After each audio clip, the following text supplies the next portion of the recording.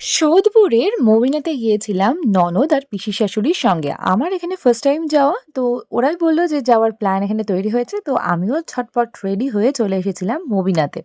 তোমরা কারা, কারা এখানে এসছো অবশ্যই জানিও। আর এই ভিডিওটা যারা ১ম দেখছো অবশ্যই শেয়ার করে দিও। আর যদি ফলো না করে থাকো ফলো করে দিও।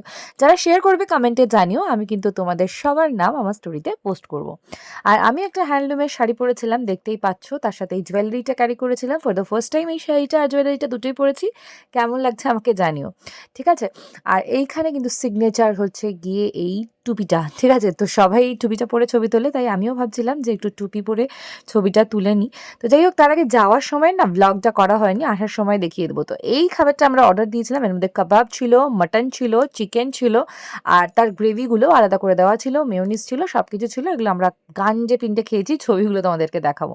তারপরে এখান থেকে অটো ধরে একটা স্টেশনে গেলাম, মানে জায়গায় গেলাম। আমি সঠিক নামগুলো জানি না। তারপরে লঞ্চ ধরে আসতে হয়েছে। আসার সময়ও কিন্তু আমরা এইভাবেই গিয়েছি। আর রাত্রেবেলা লঞ্চের পরিবেশটা বেশ ভালো লাগে।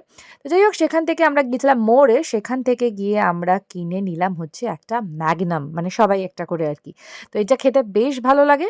তো আমি খেয়েই যাচ্ছি, দেখতেই পাচ্ছ। মানে মানে কি আর করব, মানে এক্সারসাইজ স্টার্ট করেছি, বাট এইসব খাবার খেয়ে নিয়েছি, এতটা খেয়ে নিয়েছি। যাই হোক, আমার লুকটা কেমন লাগছে ডেফিনেটলি কমেন্ট করে জানিও। সবাইকে অনেক অনেক ভালোবাসা, লাভ ইউ। সবাইকে অনেক অনেক অনেক অনেক অনেক ভালোবাসা।